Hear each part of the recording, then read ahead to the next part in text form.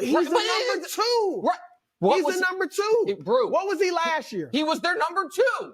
Who was number 1 last year? I would assume it was Christian Watson when he started catching half dozen. They really didn't have a number 1. No, exactly. So they have Allen was, and people are like, people are talking about all these weapons. He's not a number 1. Garrett Wilson, who I think will be great one day. But again, we have seen rookie was great receivers. last year. He was excellent for a rookie last year. And then McCole Hardman, who I've watched every snap of his career, he's fine and as fast. a number 3, right? But that's what he was in Kansas City. Right, and that's what he is. He's a number 3. Okay. Right. And Lazard's a number 2. If Lazard is your number 2, you don't have a great receiving core. How about that? I disagree. Really?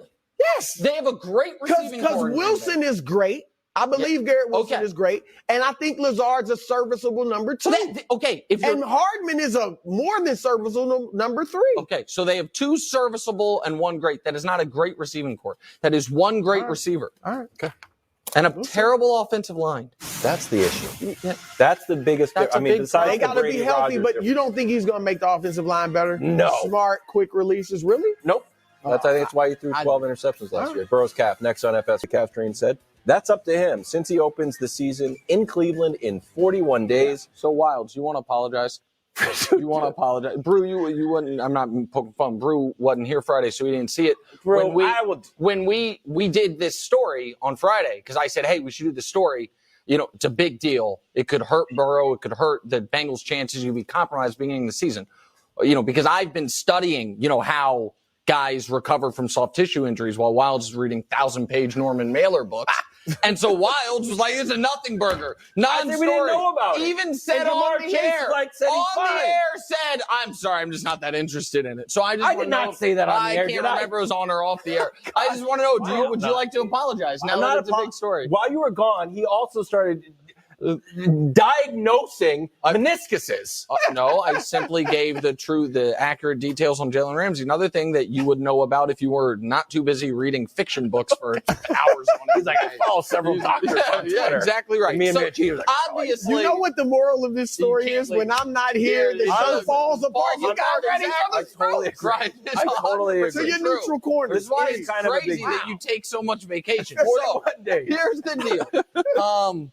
This is, in all seriousness, not like a season-defining disaster for the Bengals, right? But 100% could lead to one because he is now it will affect him on the field less than like a shoulder injury would, but it adds the likelihood that he suffers a significant injury way more than any other type of injury. His first game of the year, he plays Myles Garrett. Second game of the year, playing the Baltimore defensive front. Your third game of the year, you're playing Aaron Donald. That Bengals offensive line, no matter how many resources they pour into it, has been the weak point every year of his career. And now you're going to limit his mobility and escapability. And I know he's not a big, scrambled for positive yardage quarterback, but he has been a guy who does his best to evade getting killed back there. And so he's the only starting quarterback who's been injured during camp. And I think it's absolutely a big deal. Well, look, he's injury prone. I mean, the one negative about Joe Burrow is that he's injury prone. He got hurt as a rookie. He's missed training camp or parts of it, every year? One was for an appendectomy. But I'm just saying, he has been out. You don't see other quarterbacks out as much as he. Now, I'm not saying that'll be the case going forward. Sure. But to your point. And he's tough as hell. But, agreed. But because of what you said, they have to err on the side of caution. Right, yeah. And so several weeks. Look, they have 6 weeks before the season starts. Look, if I'm the Bengals, I am taking extra time to make sure or do the best they can that he doesn't re-aggravate that injury. All right. So if you have to give him a couple of extra weeks, fine. They started 0-2 last year. They were 2-3 last year, and they came back. And look, he's going to be rusty probably because last year when he missed time for the appendectomy in training camp, they were the first 5 games, 18th in the league in offensive efficiency. The last 12, they were 3rd. Yeah. So there's going to be some rust. There's going to be some lack of chemistry there. But I would err on the side of caution. You mentioned those first 3 games facing tough defensive lines. They're not if he has facing to sit great out, teams. if he has to sit out a game or two I or three, I agree. because sit if him you out? looked at the schedule, I don't know if we can throw it up again, but look at week 4, 5, and 6.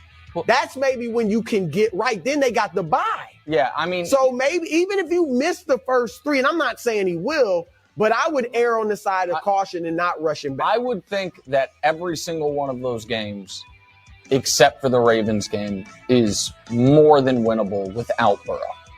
That entire column, yeah, they're winnable. Not that you'd pick them, but I mean the Rams are going to be a disaster. We'll see what the Titans quarterback situation is. The Cardinals are going to be the worst team in the league. We Bengals disagree on the Browns. Browns is a rivalry. Sure. And maybe Deshaun. And so and again, we're now talking way long term, but I thought it was a mistake that he was out there at practice with the calf sleeve on. If he has a calf sleeve, it means he has something going on. And so I just think you've got to be incredibly cautious with your franchise, which is Joe Burrow. All right, let's check back in on the Athletics QB tiers. Mahomes, again, was the unanimous number 1. No surprise to us up here as fans. Were you surprised, Nick? Followed by Burrow and Allen. Nick, are you okay with Burrow and Allen being 2 and 3? Well, what's my New Year's resolution? Be less humble. Yeah, welcome to the party, America. Some of us told you Joe Burrow was some of us had Mahomes Burrow as 1-2 all year last year. And we were told, no, it's Josh Allen. Now Josh Allen. So I have no problem with Burrow at 2 because that's why I've had him for 15 months. Mm-hmm. Allen at 3 is once again a figment of the media's imagination. It just is. So over the last 2 years, Josh Allen, how many combined picks and fumbles do you think he has? Oh, I think he's got a lot. 50. 50. Is that true? Yeah, it's true. There's only other guy in the 50s is Matt Ryan, who it drove him out of the sport. He was like, I'm out of here. I'm gone. How many have they lost with those fumbles? Oh, I don't know. He has 29 picks and 21 fumbles. I'm not sure how many fumbles lost it is, but it's 50 total. But here's, once again, I will just give you, again, it's a very basic stat, but passer rating by year for Josh Allen and his ranking in the league. And much like his game by game, it's a bit of a roller coaster, and nothing tells you it's elite.